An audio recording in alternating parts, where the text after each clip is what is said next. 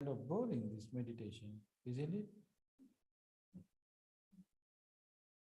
You enjoy it very well? Okay, that's good. This is a kind of rare opportunity to stay in a Bhavana center, meditation center, because your life always busy with hustle bustles, blah blah, all those things are there. So in this busy life, staying in a place like this, it's not easy for you, because always something in your ears, always something in your eyes, always something in your nose, always something in your tongue, particularly the tongue.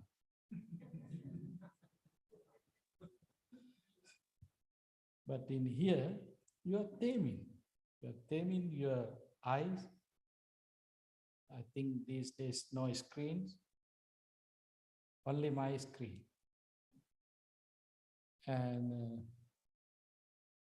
no food as much as as you wish, and no sounds as you wish. So in this manner, you are taming yourself. You're controlling yourself. Now you might have a chance to think about yourself. I did not born to this world just to indulge with these sounds, taste, feeling, sensation. Now you can open your mind to think about what is the purpose of my life. So in this time, I would like to use the cause of downfall, the sutta that Buddha delivered, which we call Parabhava Sutta, in Sutta Nipata. So this is a conversation having with the Buddha. Someone was asking some question, then Buddha was giving explanation to that person.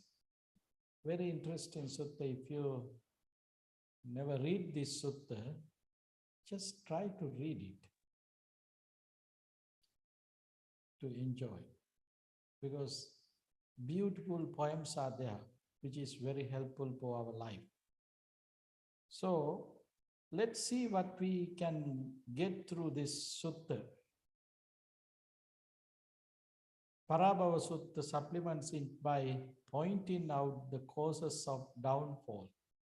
He who allows himself to become dull by these imperfections of conduct blocks his own road to worldly, moral and spiritual progress, and lose all that is truly noble and human in man.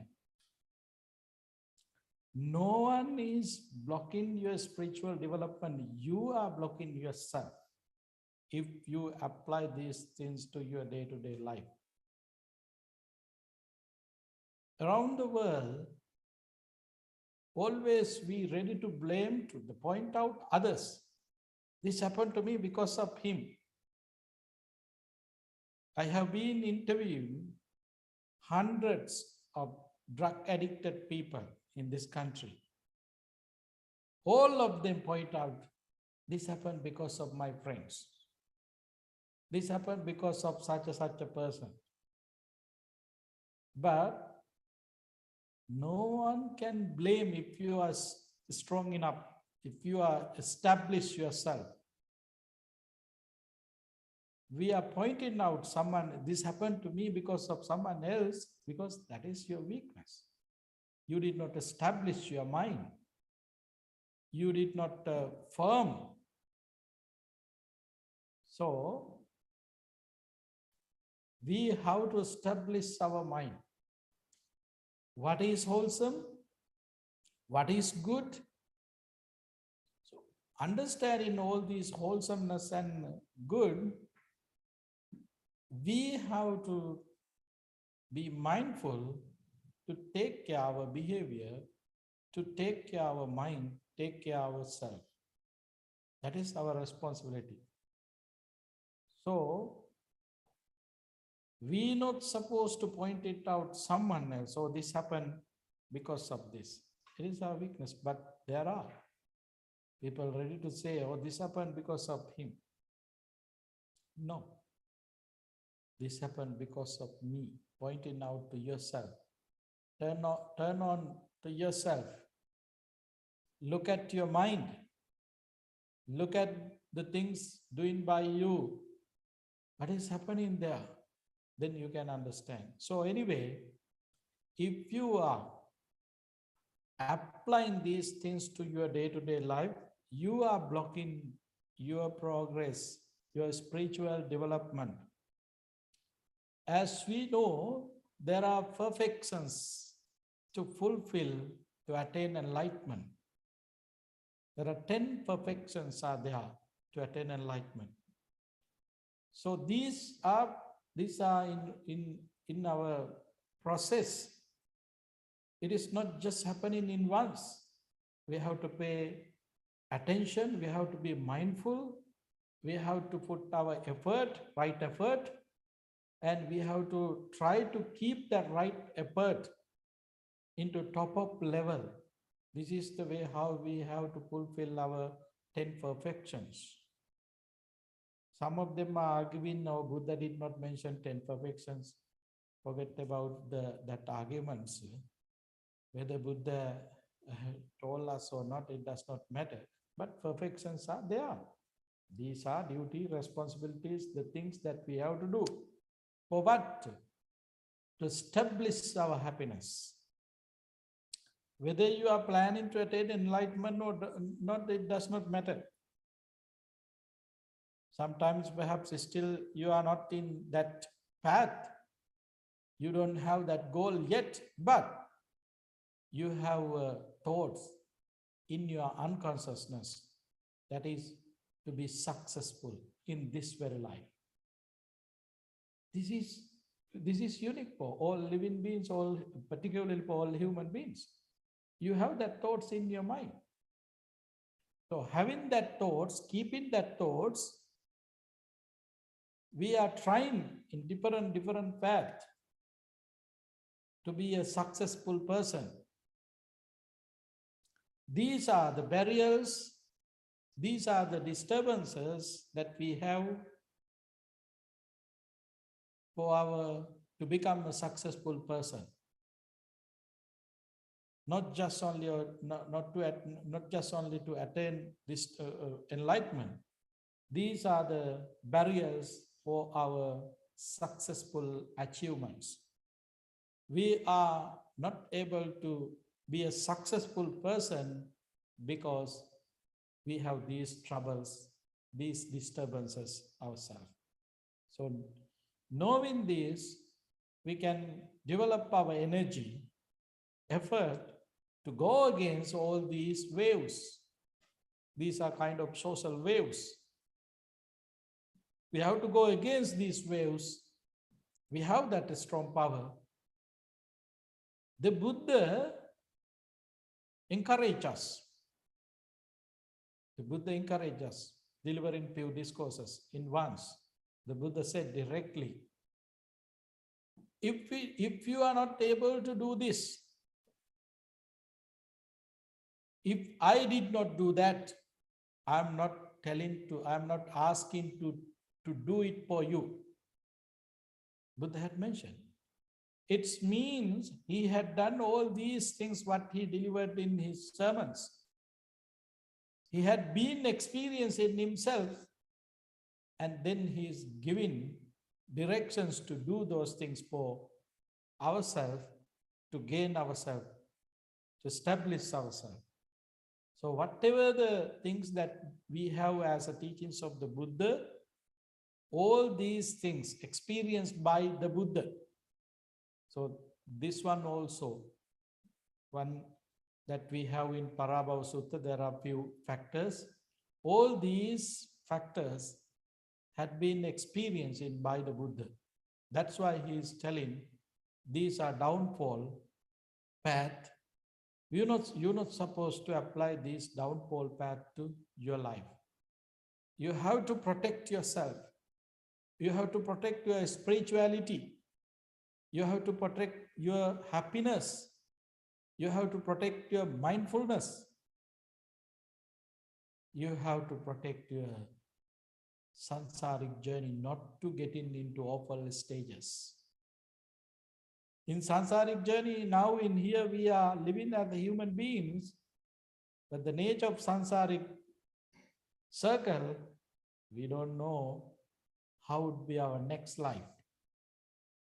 Once the Buddha said, basically, we had been living in low level realms like a hell much more times than any other places. Therefore, Buddha called it, the Buddha said it, low level realms. Hell is kind of very familiar place for us. So we have to be careful. We're not supposed to destroy our life. Even though if you are not attain your enlightenment, we have to be careful not to fall into low level realm in our next life. Forget about next life, even in this life. We're not supposed to fall down our human qualities, our spirituality, our mindfulness, our happiness. This is our obligation, our duty, responsibility to keep up our happiness. So then what we should do to protect ourselves? In this sutta, in Parabhava Sutta, the Buddha mentioning, easily known is the progressive one, easily known he who is declines. He who loves Dhamma progress, he who is averse to it declines. If you don't have positive thoughts toward to Dhamma, to appreciate wholesome things, always you like to connect with unwholesome things, it is one way to going into that hell in this very life, to lose your humanity, lose your spirituality. So we have to develop our attachment. Dhammachanda. There are two words, Dhammachanda and Kamachanda. Kamachanda we supposed to reduce. Dhammachanda we supposed to strong up. We have to develop Dhammachanda, attached to Dhamma. Generally, people who just starting to learn Buddhism and learning through some discourses, they're asking us, Bhante, we're not supposed to develop attachment, we're supposed to develop detachment. Then why you are asking us to develop Dhamma attachment? Even the Dhamma we should get. That's true. At the end. Not the beginning. Not the beginning. There are things that you should do at the end. Don't try to do it at the beginning. No? If you want to visit Washington, D.C., actually today is one of good day to visit there. It is Veterans Day, isn't it? They celebrate in capital. If you want to go to Washington, D.C., first, you have to keep that destination yourself. You have to find out routes. Which routes are the routes that you can use to go there? The way, you're going to use a car, or you're going to get a train, you're going to get a bus, whatever the way you're going, or you're going to ride a bicycle. Then you have to make sure the ways that you're going to use should be helpful to achieve your goal. So you have to take care. Just think about if you are planning to use your car, then you have to make sure whether you have enough gas. How is your brakes in your car? You have to check. You have to make sure. How is the engine situation? You have to make sure. Then you have to have attachment to that car, to take care of all these problems, matters, the situations. So in same way, Dhamma Chanda, you have to attach to Dhamma.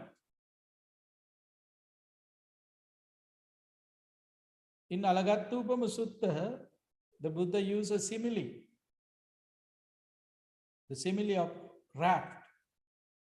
There is a river that you have to cross that river. To cross the river, you need some kind of things. Then there's a raft. Until you finish the journey going into other side of the river, you have to keep that safely, and you have to be mindful. Same way, until cross this sansaric suffering or sansaric ocean, you have to be mindful, you have to attach to Dhamma, you have to practice Dhamma as a tool. Dhamma is a tool. You have to have attachment with that Dhamma. So, if you are refusing to listen to Dhamma, to read Dhamma, to practice Dhamma, there is no way to polish up your Dhamma knowledge and experience. So you have to have attachment, to take care of it. You should love Dhamma, you should love the path. If you don't have attachment and any interest about Dhamma and the practice, then how you can gain it? There is no way. So, first thing, if instead of Dhamma, if you have attachment to something else, if you are hurting Dhamma, if you don't like to listen to Dhamma, read Dhamma, then it might be one reason going into wrong direction, getting to fall down. It's not happening because of your karma, it's not happening because of someone else, it's happening because of your own mistake. So we have to develop Dhamma Chanda. We're not supposed to develop unwholesome thoughts to Dhamma. Dhamma means universal truth. It is not just because of the Buddha's teaching. Buddha explained what is Dhamma, what is Adhamma. Buddha explained in Gautami Sutta. He explained, even in this book you can read it. What is Dhamma, what is Adhamma. And also Buddha said in Loka Dhammata Sutta, whether Tathagata appears in this world or not, this Dhamma will exist. He did not declare, I am the owner. I am the owner of this Dhamma. He did not declare. The Buddha said, whether Tathagata appears, whether I'm coming to this world or not, it does not matter. This Dhamma will exist. What is that Dhamma? That is the reality. So that reality is not changing. Whether you in here, America, whether you in India, whether you in Korea, Japan, it does not matter. It's not changing. Dhamma is Dhamma. So this is the Dhamma. Dhamma is another name for Dhamma that we can say universal truth. Universal truth is the truth. No one can change it. So what Buddha says, that is the information, that is the explanation to understanding the Dhamma. Impermanence, everything is impermanence, it is Dhamma. Everything full of suffering, it is Dhamma. Selflessness, it is Dhamma. All the sutta discourses, There are 84,000 discourses delivered by the Buddha. All these discourses are explaining the way how we can realize the Dhamma. Why Buddha delivered 84,000 sermons?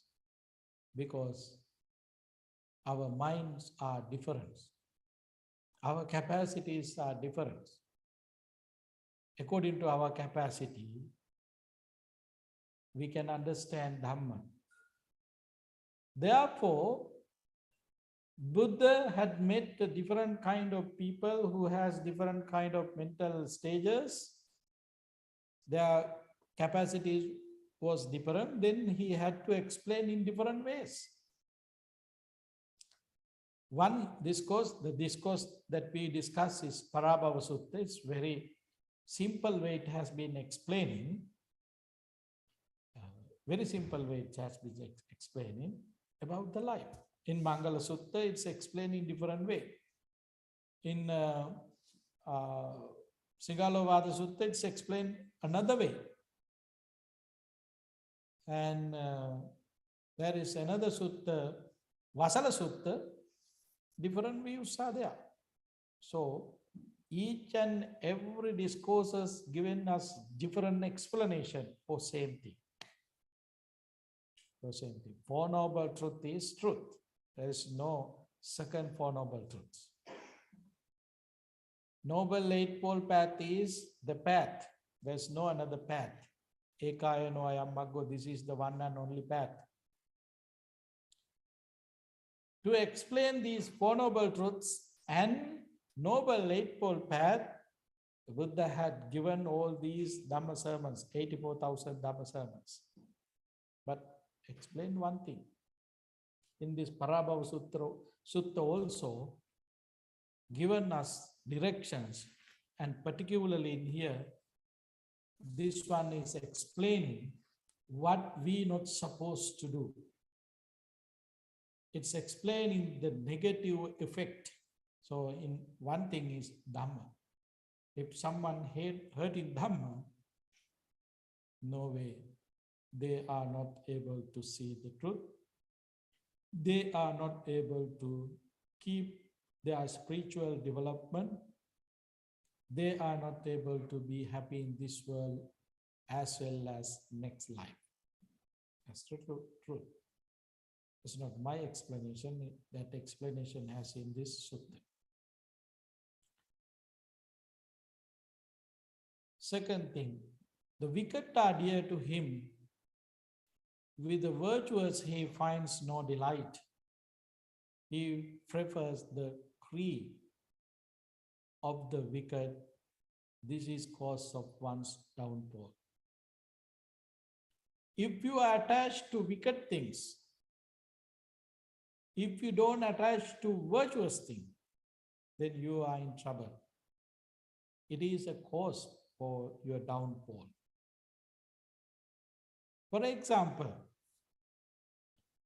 just think about in Mangala Sutta, it's explained, Blessing Discourse. I think yesterday you get a chance to listen to Bhanteji's talk. He was explaining about Mangala Sutta, Blessing Discourse. There's a one stanza, Asevanacha balanam panditanancha sevana. Don't associate foolish. Associate wise. What does it mean? Don't associate foolish. Is that discrimination? Is discriminate? No. Don't associate foolish. Who are foolish? Who are always driving us to wrong directions. They are foolish. They are foolish. Always they are trying to driving us to wrong directions, to do bad things, not to do useful, peaceful, happy things. Always they are trying to help us to do some kind of unwholesome things.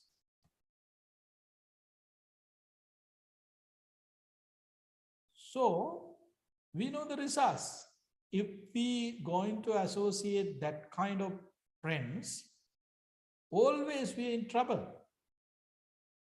We don't have any positive energy there. we haven't full of negative energy, because they are always giving us negative. So if you are attached to that kind of wicked thing, bad association, bad actions, drinking, gambling, all these are considered as a bad things, harmful things. So if you attach to that kind of things, the results should be the bad. As you know, in third theory of Isaac Newton, every action has a reaction. He is talking about physical things. But the Buddha said, every volitional action has a reaction. This is the difference. But the Buddha's word is not famous like Newton's words, because he used the language in English. The Buddha used the language in Pali. But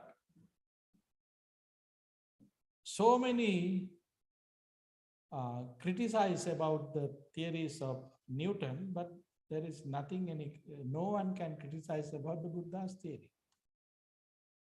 Every volitional action has a reaction. If it is so, then if you believe the Isaac Newton theory or the Buddha's theory does not matter, then we have to accept this directly. There is no any way to that you can argue. You attach to wicked things, then you get, definitely you're going to get unwholesome, unhappy results. Because it is not Dhamma, it is Adhamma. It is not Dhamma. According to the third theory also, the Buddha's comic explanation, both things, according to both things, yes, we can accept. There is no way to refuse. So the wicked are dear to him. If someone keep all the unwholesome, bad, harmful things with them, with the virtuous, he finds no delight, no interest in about any virtual developments or anything that related to Dhamma, then definitely that person going to fall in doubt. There's no doubt about that. His downfall. He is going to destroy himself. Destroys means all the qualities that he has. These are universal truths. These are not we supposed to believe. We have to investigate about this. Investigate in ourselves. We have to get the confidence. Yes, it is. When you have confidence to see things as they are and then say, oh yes, that is true. Then that confidence is very powerful for our practice, very helpful for our practice. You have to have that confidence. So, we have to understand wicked things and virtuous things. The way in Ambalattika Rahulovada Sutta Majjhima Nikaya, I think Sutta number 38, as I remember, but anyway, Ambalattika Rahulovada Sutta, the Buddha was giving the explanation to Venerable Rahula, the little one, the young Rahula. If there is something useful to you, if there is something useful to others, if there is something useful to both, that is good. That is good. If there is something harmful to you, if there is something harmful to others, if there is something harmful to both, that is bad. This is the way how we can recognize wholesomeness and unwholesomeness. Wholesomeness and unwholesomeness. Wicked things and virtuous things you can recognize in this manner. If something there, if you're not able to understand whether it is wicked or virtue, then compare yourself. Is this useful for me, for my spiritual development, for my establishing of happiness? You can analyze yourself. Analyzing and analyzing, then finally you can realize it. That realization is very powerful. This is the way how we can realize the Dhamma. because it has to do ourselves. There might be teachers, there might be enlightened beings, but we are not able to share their enlightenment. They might guide us. The teachings can use ourselves to get the support, but we have to take care of ourselves. We have our duty. That is our responsibility. So, understanding wicked things and virtuous things, we have to develop attachment for virtuous things, not for wicked things. If someone have attachment for wicked things, then definitely that person downfall. What are the wicked things that we can experience in our day-to-day life? So many wicked things are there. Unwholesome things are there. As I mentioned, think about in this life, how much we appreciate some kind of wicked things. How much we appreciate. Without knowing, sometimes we appreciate unwholesome, wicked things because of our foolishness. We are fool. We have that foolishness ourselves. So we do some kind of appreciations which we're not supposed to do. That's why around the world, drugs, alcohol, all these things we know, each and every researchers had been explaining. These are harmful. These are not helping us for our spiritual development. Not only that, even in general life, these are very harmful, dangerous, but around the world, all these are very important. If there is gathering, these are the main thing. Generally, people are unable to gather together if they don't have alcohol, if they don't have drugs. What does it mean? This is the attachment of wicked things. This is the attachment, wrong attachment, unwholesome attachment. They can't celebrate Christmas Day without alcohol. They can't celebrate their own birthday without alcohol. They can't actually do death anniversary of their loved one without alcohol. How much we are weak. How much we attach to unwholesome, wicked things. So then we can see we are down to that downfall, like there is no arguments, doubt about that. We are on the way to hell. Not in next life, in this life. Forget about next life. What is happening in this life? So this is one of explanation in Parabhava Sutta.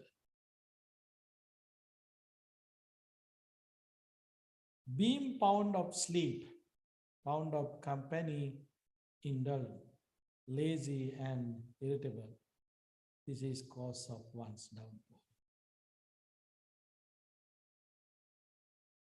Being fond of sleep, right? In here, very good, no one is sleeping now. Normally in meditation hall we can see, but in here, very good. Being fond of sleep means, laziness. It is related to the laziness. They don't have any interest, no energy to do something, to do good. They always driving into wrong directions. I have some personal experience. Don't offense. I like to share. Otherwise, you're going to sleep. That's why I'm sharing. People are trying to come to Bhavana society, submitting application. So through the interviews and all these process, they are telling I can do this. Then when we ask, what is the purpose of being a resident in here? Oh, this is my purpose. I want to achieve enlightenment in this very life. Okay, that's good. You have full of energy. Wonderful energy is there. Okay, come. You're welcome. When we ready to welcome, that person is ready to come. Stay with us 2 weeks, 3 weeks, and then making appointment to me asking, Bhante, can I go to gym? He came to practice Dhamma to attain enlightenment. Then secondly, he's asking, go to gym. That's fine. If you don't have any other way to do exercise, in here we have many acres. We can walk as much as we can. We have time for that. But some people asking, can we have a hike? Oh, yes, of course, you can do that. When you go back to your home, you are not coming here to do those kind of things. Even this is the place that these kind of place, not everywhere. Rarely you can find this kind of place. So rarely find when you found it rarely, then you should use to practice these kind of rare things to develop a spirituality. When you come to Bhavana society, don't ask the password of Wi-Fi from us, because you're coming here to get rid of all these electronic gadgematic. All these electronic gadgematic already destroy your life. Now you don't have any peace. That's why you are here. Even though you are here, then you are asking same again. Can we have a password for Wi-Fi?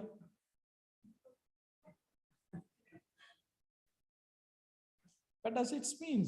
This is the way how being pound of sleep means. This is the meaning. This is the meaning of pound of company. Always they need to connect with something. They want to busy their ears, nose, eyes, all these things. This is the meaning. And lazy. Mentally, they don't want to do anything. They want to eat, sleep, and drink. This is the nature of laziness. They don't want to follow the schedules. They don't want to do anything.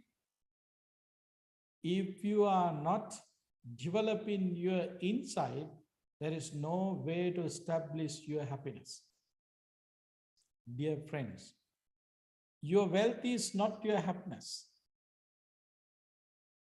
Your materials that you already collected is not your happiness. I have seen people who are considered as a uber rich people in this world. But they don't have happiness. They don't have happiness. There are people who don't have nothing, but they have happiness. Which life is the valuable life? Who has happiness?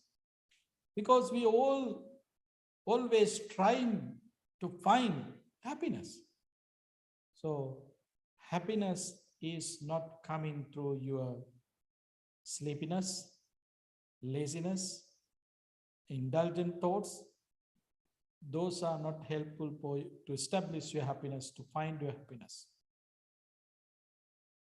So we have to get rid of these unwholesome thoughts from our mind. This is our duty, responsibility. If you are a real meditator, if you really wanted to develop a spirituality, then you're not supposed to keep these kind of behaviors, habits with you, because these behaviors, habits are driving us to hell in this very life, not next life, in this very life. I have another experience. I was giving counseling to someone. He is a homeless person living on a street. Then when I was talking to that person, he was giving me all the information about his life. He's a professional person. He's an engineer. He was an engineer. He had been working in that field 30 years as an engineer. 30 years as an engineer. He retired. Within 2 years, he became homeless. He became, how it's come? Perhaps if you have experience in Los Angeles, downtown, under the bridge, there are doctors, nurses, teachers, homeless. How it comes. But anyway, in particular things, in this story, that engineer became a homeless person after 2 years. Within 2 years, he got his retire, he lost his wife, became alcoholic. He lost everything. He was telling me, Reverend, you know, I had car, luxurious car. I had a boat. I had a bicycle. I don't have nothing now. Within 2 years, all these qualities was with this person. Sleepiness, company indulgence, pound of company indulgence, laziness, all these bad qualities was with that person. But he started to blame to his ex and others, his friends, his family members. He was blaming. There's nothing to blame to others. If you have all these weaknesses yourself, you have to focus on to get rid of these weaknesses. That is the one and only path that we can develop our energy. Continue to practice and develop our happiness and spiritual development. So if someone have these kind of weaknesses, there is no way to gain their spiritual development. There is no way to remain their happiness. Definitely that happiness is going to destroy himself, their self. These are the causes which destroy our happiness, our spiritual development. Next one. Though being well due to not to support father and mother who are old and past their youth, this is cause of one's death. This is kind of different things you might not be able to understand because culturally you may not able to understand this, because in Western culture there is no strong, powerful connection with parents as a kids. That is the truth. But in this Sutta, Buddha explained, you should take care of your parents. Even though they are doing okay, you should help them. You should support them mentally and physically. That is your obligation. Why? Why the Buddha said so? We have to investigate ourselves. We have to open our mind. Just think about our life.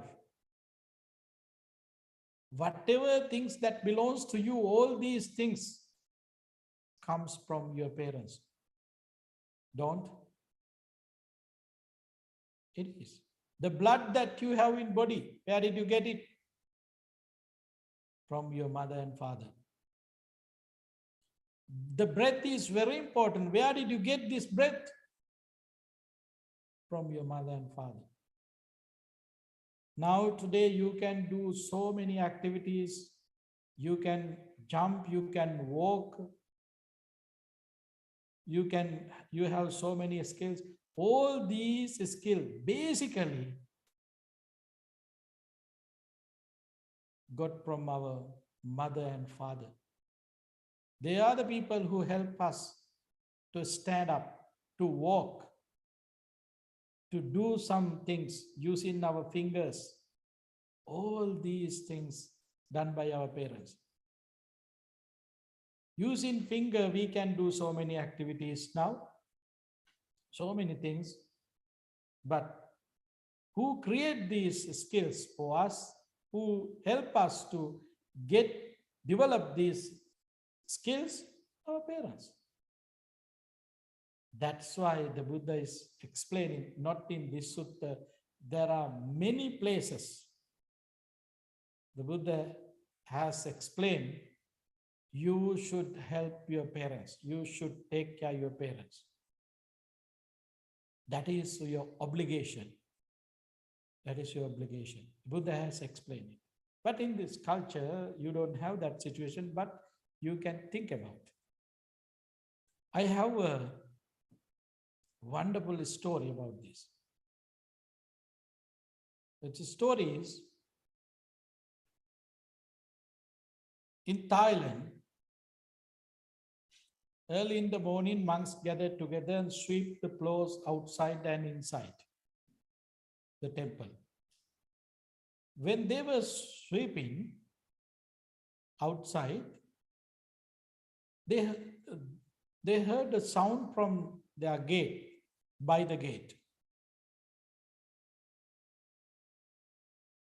Looked like that sounds coming from a parcel which is by the gate entrance.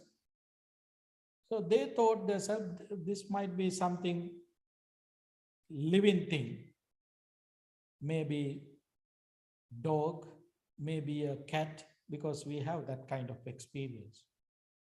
Temples normally have unattended gift, like these cats, dogs, something like that. But unfortunately, that parcel is not like that kind of gift, a different one. There was a baby, newborn baby. So they were rushing to take him, that baby, to temple. And then they spread the message, we found a baby at the entrance of the temple. If you know the owner, mother or father, please come to temple and take him. Baby was very healthy, did not have any matter, any trouble. Therefore, there is no reasons to go to hospital. They were keeping few days. Nobody was happy there. Then the high priest and all the monks decided, okay, if no one wanted to have this baby, then better to keep in the temple. They decided to keep in the temple. Now the baby is growing in the temple with the help of members who are lay supporters. They bring all the things that baby needs. That baby staying with the monks. When the time has passed, he started to go to school. At the school, he met some other friends,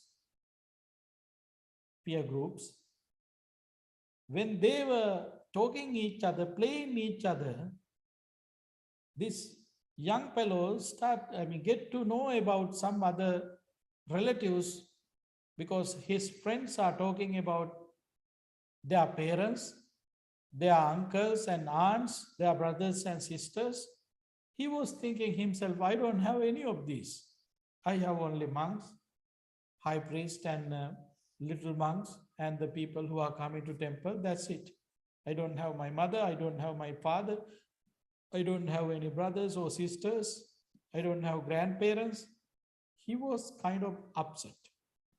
Somehow, one day, when he done his school, coming back to temple, that day his mood was not good, and he stayed in his room. He started to whisper himself, I don't have mother, I don't have father, I don't know them. Just in case one day if they come to take me, I don't want to talk to my mother. I hate my mother. I hate my father. He was telling himself, whispering himself. The monk was going here and there. He was able to listen to these talks.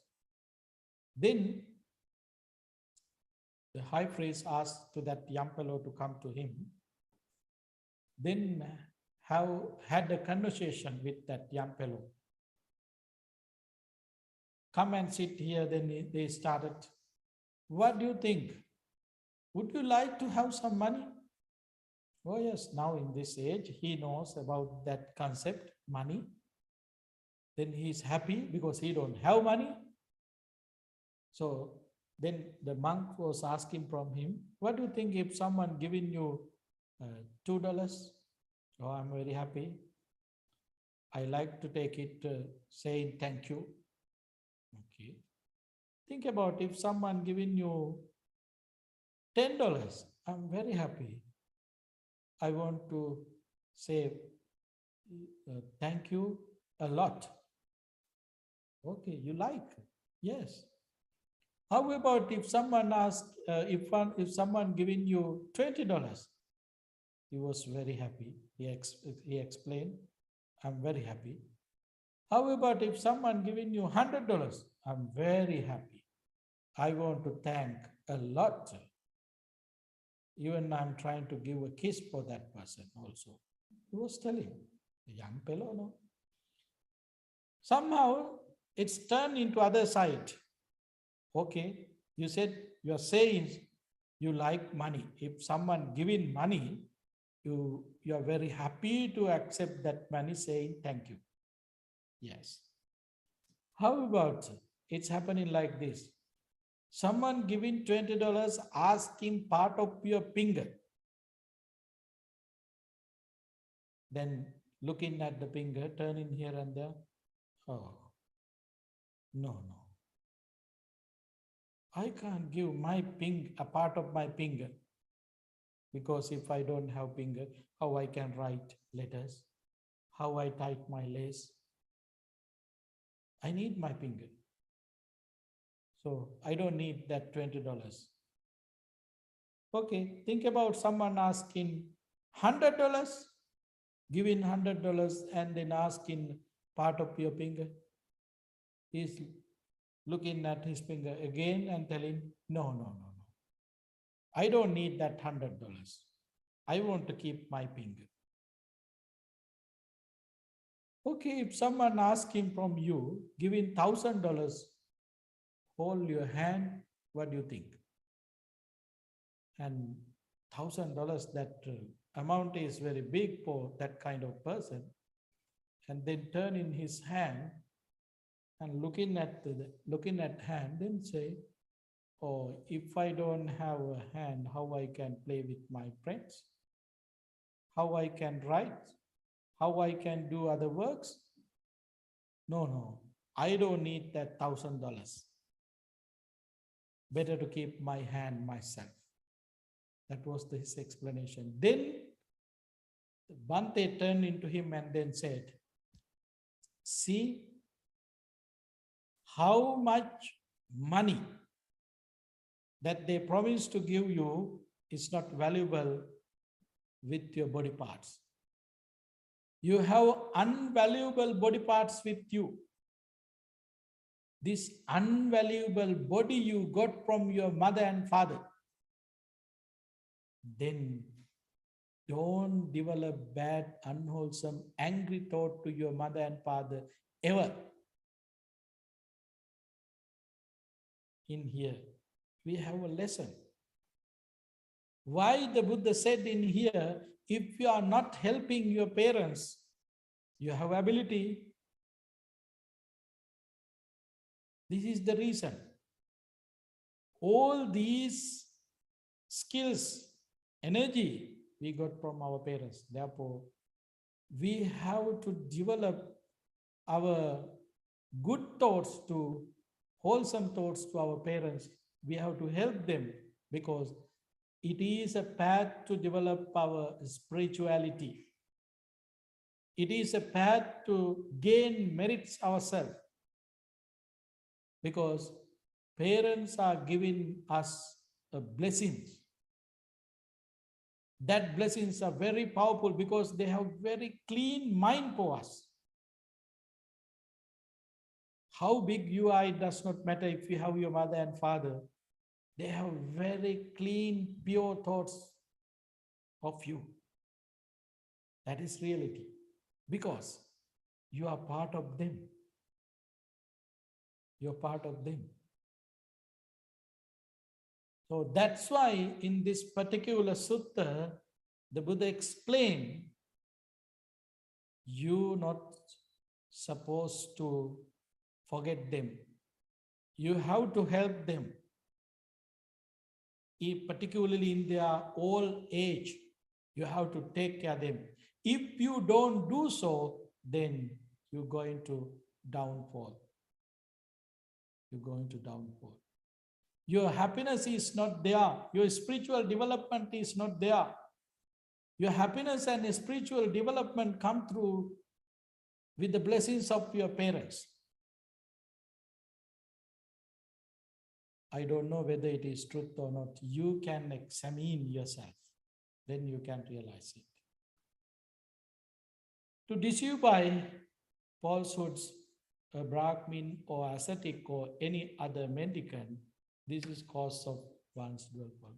Why is? Because in here Brahmins means not the Brahmins that we have in India. Brahmins means the person who develop a spirituality, spiritually developed person. That is the meaning of Brahmin in here. Ascetic also, mendicants also means that meaning, who develop their spirituality. If you are blaming them, if you are saying some nasty things about them, it means you are criticizing to wholesomeness, not the person, the qualities of that person. That's why it is something that you are driving into wrong directions. That kind of behavior, it means driving into wrong directions. I'm going a little bit fast because time is running. To have much wealth and ample gold and food, but to enjoy one's luxuries alone, this is cause of one's wealth. If you have all these luxury things, so money, wealth, and everything, if you are trying to consume yourself, that is kind of unwholesome situation. In personal belief, you might think, okay, I earn money, so I have to use benefits for myself. That is true, but you have to use benefits for others. Means for yourself, for your spouse, for your, if you have any children, for your children's, friends, family members, relatives, neighbors, benefits for all of them you have to use. Why? If you are trying to use yourself, you are developing your ego. So we are not supposed to develop ego. We are practicing Dhamma to kill ego. So to killing ego means you have to develop your compassion, loving kindness, sympathetic joy, and equanimity. So sharing wealth that you have with others, you develop your compassion. You develop your loving kindness. you develop your sympathetic joy and equanimity. But if you are trying to consume yourself, you are destroying all these qualities. That's why Buddha mentioned in here, you're not supposed to develop your greed and proud. To be proud of birth, of wealth or clan and despise one's own kinsmen. Because we have this kind of proud, we think I'm a greater than person than that person, something like that by birth, and thinking of wealth, thinking of power, all these things, but that is not good thoughts that we are supposed to keep. It is also develop your egoistic thoughts. We're not supposed to develop that.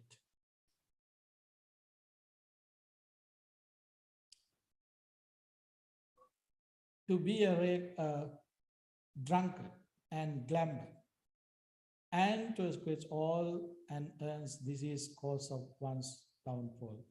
I don't want to give explanation about these kind of things. You know, everybody can understand these kind of things.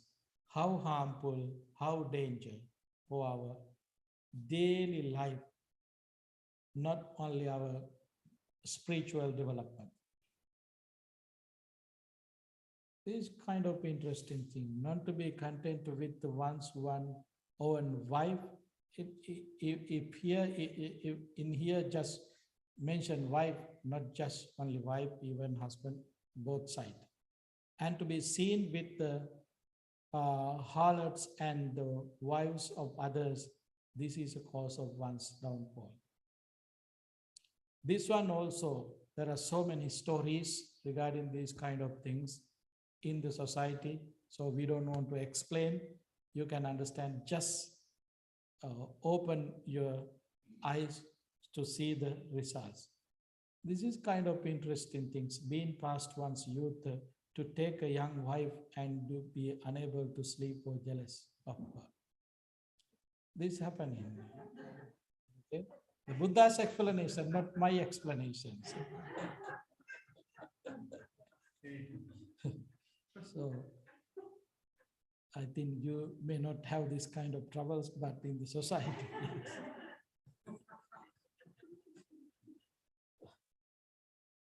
To be of noble birth with vast ambitions and of slender means, and to crave for rulerships, this is also caused downfalls. We don't want to give more explanation. These things are happening. So, knowing well these causes of downfall in the world, the noble sage endowed with the insight shares happy realms. So we have to know all these things, and knowing these things, we have to develop our energy. We have to pay full attention to keep up our spirituality, develop our spirituality, develop our insight. The way how it's affect to your spirituality, being mindful, develop your effort to protect your spiritual developments yourself. That is the meaning of this discourse. So, not just practice meditation is not enough.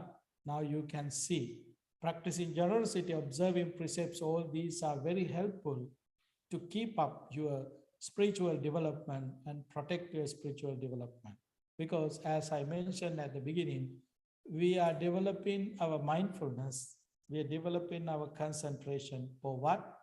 To gain wisdom. Wisdom is the solution for all these matters, burdens that we have. In this world, if someone is unhappy, the reason is he does not have wisdom. That's why. If someone has wisdom, they can be happy forever. That happiness is not changing. So we are trying to gain that wisdom. That is our obligation. That is our duty, responsibility.